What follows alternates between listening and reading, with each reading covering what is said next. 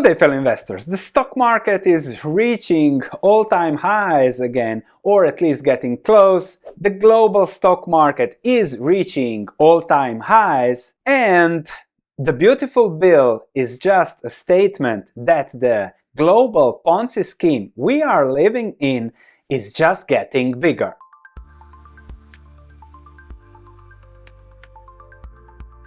The new bill, if passed, if all gets clear, but even if doesn't get in 100%, will certainly add huge deficits. So 3.9 trillion tax cut bill likely to have a 2.5 trillion deficit impact. This can then be 2-3 trillion. Nobody knows. Those are irrelevant factors. But as politics these days, they can even increase deficits. They can put it as greatest deficit reduction in the last 30 years. But the key is that we have this now, which means that deficits are just going to grow. So all those discussions about saving, cutting deficits, everything is postponed. But this is a Ponzi scheme because the US government needs to borrow more, and more to pay for interest. Once you're starting to look for new creditors to pay for the interest costs, that is the definition of a Ponzi scheme. And here we have net interest payments will likely surpass 1 trillion soon. That is a big number, and you can see it is more than half of the deficit. So you're borrowing to pay this interest on previous spending. Clear definition of a Ponzi scheme. But the government needs to spend money because it is 18% of GDP. Without those deficits, the US economy would be 4% smaller, and that is a big recession. However, the key here is that average interest rates went from 2 on the US 10-year Treasury, so 13 years of 2% and very low costs. We are now at an average of 4.5%, and perhaps we'll see how the market reacts going higher in the future. Higher interest rates, higher costs, as those debts get refinanced, means that interest payments will go higher. I would not be surprised to see this at 1.5 trillion in the next few years, and then even at 2, where the whole deficit is just used to pay down debt. But yes, Besant says the US will never default, and that is correct. They can always print money. However, Jamie Dimon discussed this in this video. I hope I don't get copyrighted. If not, I'll give you a summary. Here goes Jamie Dimon. You think bond vigilantes are back? Yeah. You know, these are very large numbers. You've seen it a little bit. You know, you had the crack in the bond market in COVID a little bit. You know, the government did the right stuff, then they massively overdid both spending and QE. We borrowed and spent $10 trillion from 2020 to today. Okay, and you heard the numbers before. We also bought 4 trillion of your securities on top of the 4 trillion we bought in the first go round. Those numbers are true globally, not quite as big as ours, but the QE of us was 8 trillion, the QE of the rest of the world was another 8 trillion or something like that. You're talking about huge sums of money, and we don't really know the full effect of that. And you know, the bond dealers, which Gary mentioned, you know, inventories are much smaller than they used to be, partially because of rules and regulations. And you are going to see a crack in the bond market, okay? It is going to happen. And I tell this to my regulators, some of who are in this room, I'm telling you it's going to happen, and you're going to panic. I'm not going to panic. We'll be fine. We'll probably make more money, and then some of my friends will tell me that we like crises because it's good for J.P. Morgan Chase. Not really. I tell people when Credit Suisse went bankrupt at the First Republic, it was terrible for the banking industry. I think we can make everything better, including that, by just changing and modifying certain rules and regulations, letting market makers intermediate more in the market. But to give you a number, like just JP Morgan alone buys and sells $3 trillion a day. And we move $10 trillion a day of money. And we're probably a tenth. So the money moving around the world is 100 trillion a day. The money moving around the investments, this is stocks, bonds, corporate governments, derivatives, credit, you name it, FX, sovereign debt around the world, 30 trillion. The people who set those long-term rates are those people, including you in the room. It's not the Federal Reserve. They can try to manipulate the long-term rate. They can do what's it called? They do the twist or whatever. It doesn't work for that long. So if you look at economic history, bad things happen. When those tectonic plates shift, it's very hard to see in real time. It is shifting, and this is one of them. I just don't know if it's going to be a crisis in 6 months or 6 years. And I'm hoping that we change both the trajectory of the debt and the ability of market makers to make markets. And there is so much money in the world. Of course, that is pushing asset prices higher, but the Fed cannot manipulate interest rates forever. That's what Trump wants, to have interest rates lower, but that's the short-term interest rate. The long-term interest rates, it's another story and depends on the deficit on the bond burdens. Dimon says it clearly, the bond market is going to crack, people are going to panic, the shifting has already become. We have just discussed it with the interest payments. If this is logical, if this is sustainable to anyone, go check into a psychiatric facility because you need heavy medication. Even if I am opposed to medication, think you can solve this by meditation. I think if you don't see the issues here, you need heavy medication, as meditation doesn't work. Jamie Dimon says the key things that politicians work on.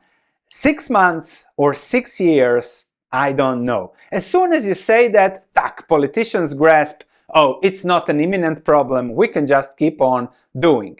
And then Besant immediately says, I know Jamie for a long time, he's a great banker and he's made more predictions like this. Fortunately, none of them have come true. So none of them have come true, but he tries to look around the corner. We're going to bring the deficit down slowly. From what I'm seeing, you're just pushing the deficit higher. This has been the long process. The goal is to bring it down over the next 4 years. Okay, good luck. This is the current situation. I'm not worried about the US debt dynamics, says Besant. He also predicted north of 3% growth by this time of year. Okay, that can be growth on more spending by the government, but those interest rates are going to bite. Then we have this very interesting situation with Elon Musk that can't stand it anymore. So Elon Musk is meditating, not using medication. Here I have to disagree, not bankrupt, but needing a more money printing, destroying the dollar, etc.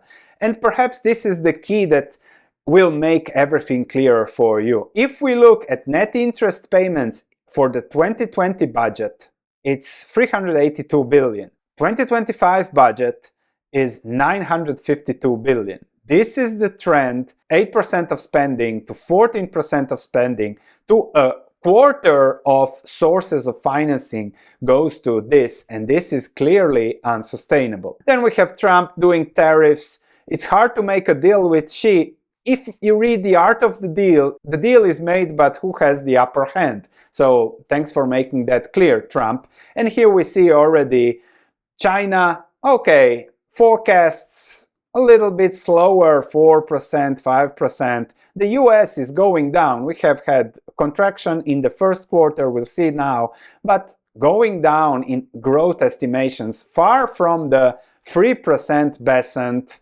estimates.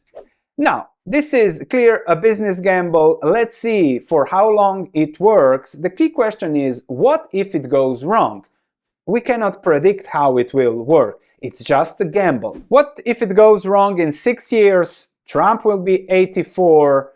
He has 5.1 billion net worth. He has made huge money with the crypto sales, tokens and fees, cash flows. He doesn't care. His kids are not going to jail because he's president. His mission is accomplished. Besant worth 521 million. He doesn't care. They don't care. And the thing is that you have now these very rich businessmen, Wall Street traders, gamblers that have made their money in the 40-year bull market that we have enjoyed with declining interest rates, they simply don't know what higher interest rates and costs mean and what we can't borrow anymore, what the crack in the bond market means, as Dimon says. They don't know, and actually they don't care. If it works, great. If not, the deficits go larger, the US weakens, they print more money, the American consumer suffers, standard of living goes down, issues arise, things like that, less competitive globally, higher taxes, an ugly situation. This doesn't mean life doesn't go on. Life will go on, likely improve, especially if you meditate, not medicate, but we'll see, because of the stress, perhaps the medication will go higher. But Japan also, life goes on there, a little bit less than it was exuberant 30 years ago, but life goes on. However, things stabilize, and now the US is overspending, which means eventually you pay the price. But as there is more money, because of potential inflation also, the markets see that owning businesses is much better than owning bonds, even at 4.4%, and therefore it's good to discuss some of your comments. So where do you suggest we hold our savings? Undervalued, good safe companies, good businesses at a fair price, and we have to accept the volatility. We must not panic in case of crashes, but just hold to value. And if you're a value investor, you don't care about markets. So where to look for value? Wherever there are pockets of value, perhaps even in the US, even if in general it seems expensive. So there is always something, but also doing nothing is okay, like Warren Buffett is doing. The market can remain irrational. So bailouts in 2008, now we are even larger magnitudes of money printing, and they will likely print even more. So being in businesses is likely better. And government is printing, people are buying. That's the current situation. For how long it will last, nobody knows. Will the crash happen this summer? Maybe 6 months, maybe 6 years, maybe 10. Nobody knows. Don't go around expecting a crash.